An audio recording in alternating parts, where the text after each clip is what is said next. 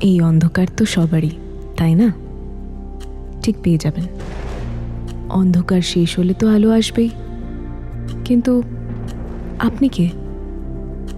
পাশ থেকে একটা মিষ্টি মধুর কণ্ঠস্বর দমকা হাওয়ার মতো ভেসে এলো।